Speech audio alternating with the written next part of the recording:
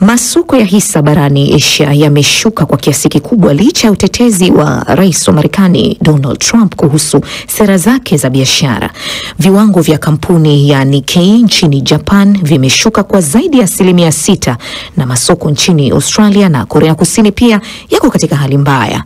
Nchini China, wawekezaji wanajiandaa kwa kile wanachokiita Jumatatu mbaya, huku biashara za huko New York zikionyesha kuwa kutakuwa na siku nyingine ngumu. Umati wa waandamanaji wamekusanyika katika miji kote Marekani kumshutumu Rais Trump, ikiwa ni idadi kubwa zaidi ya upinzani kujitokeza nchini kote tangu rais huyo aingie madarakani mwezi Januari.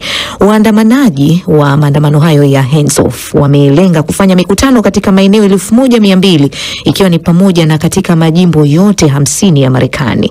Akizungumza na waandishi wa habari akiwa katika ndege ya rais maarufu Air Force One, Bwana Trump amepuuzia kuanguka kwa masoko.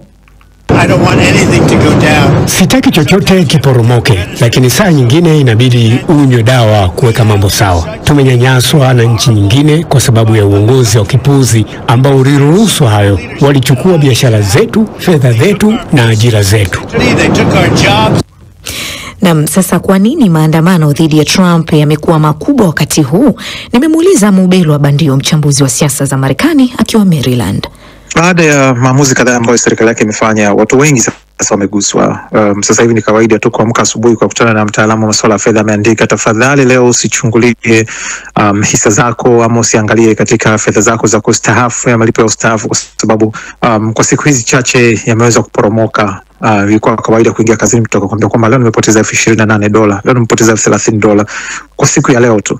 Kwa hiyo baada ya watu kufukuzwa kazi, sehemu nyingine watu kusimamishwa, nimeona kiongozi wa ambaye anasimamia ni kama jumuiya ya wafanyakazi wa serikalini, Federal Government Bureau Association, na alikuwepo akiweza kuzungumza. Kwa hiyo ni maandamano makubwa, takriban mikusanyiko zaidi ya 1200 katika nchi ya Marekani. Makusanyiko yote, majimbo yote, mabunge yote ya jimbo, watu wameweza kusanyika na kuweza kulalamikia. Ukweli ni kwamba hali ya maisha inaonekana kuzidi kuwa ngumu.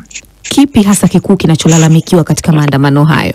Ni mambo mbalimbali, haki, namna ambavyo watu wameweza kufukuzwa katika kazi zao. Ni mabadiliko makubwa ambayo yamefanya katika mfumo wa kile ambacho serikali inasema ni katika kubana fedha, namna ambavyo wamekuwa wakiongoza ile kitengo chake ama ile wizara inayojishughulisha na masuala ya ufanisi wa serikali, namna ambavyo wamekuwa wakiingia. Ndio maana wameita hands off, kwamba sasa mnaingia zaidi, mikono yenu inachovya kila mahali, embo muitoe, kwa sababu tunataka maisha yaendelee kama kawaida. Wanahisi demokrasia imeingiliwa, wanahisi haki zao zimeingiliwa na mambo mbalimbali. Ndio vitu vikubwa ambavyo wanalalamikia. Kulikuwa kuna orodha kubwa sana ambacho akikuwepo pale sana ni masuala ya haki, hasa haki kama za Warusi, na hiyo pia ikaleta mkanganyiko fulani. Wakati hii tunapozungumza, Mubelwa, umeshuhudia upekee gani katika maandamano haya? Maana watu wamekuwa kimya muda wote tangu Trump kuingia madarakani, na amefanya mambo mengi ambayo wengi wanashabiki wake wamekuwa wakifurahia.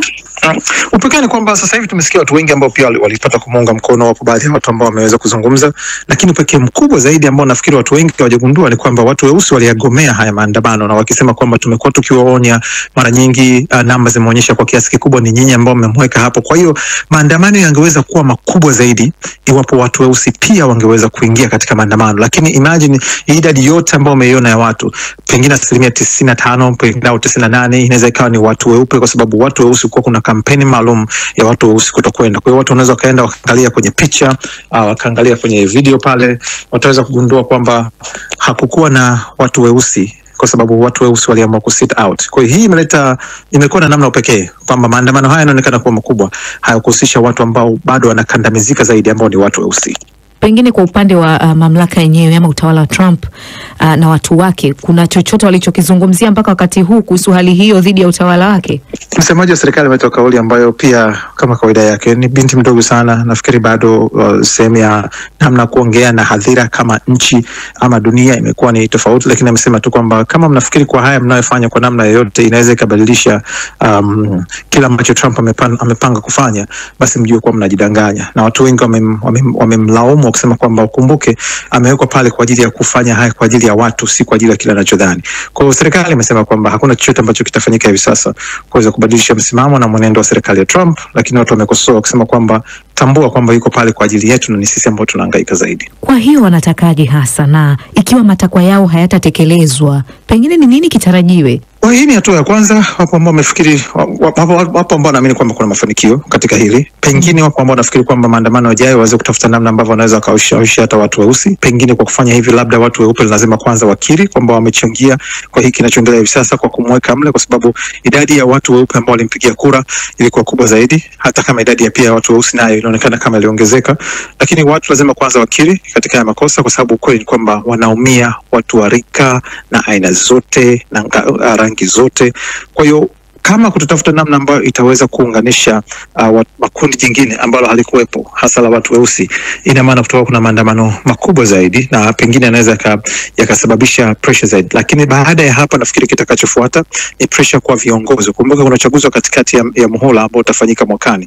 Kwa hiyo kama ujumbe utaanza kutumwa sasa, na historia inaonyesha mara zote ambako kulikuwa kuna hizi aina za tariffs ambazo Donald Trump ameziweka, chama cha Republican kilipoteza sio tu uchaguzi, lakini kilikuwa katika udogo ama uchache wa viti kwa miaka kadhaa, pengine miongo. Kwa hiyo kitakachofuata tunaamini sasa hivi ni kuachana na serikali kuu na kuanza kusukuma wabunge na baraza la mawakilishi, senator, kuanza kuambia kwamba kama mnaendelea kusupport hiki kinachoendelea hivi sasa, basi kitakachokuta ni kwenye sanduku la kura 2026, na hii inaweza kaanza kuleta mgawanyiko kwa wale wa baraza la wawakilishi na wabunge kuanza kusema, kuvocalize yale ambayo watu wao wanalalamikia. Ni Mubelwa Bandio, mchambuzi wa siasa za Marekani akiwa Maryland.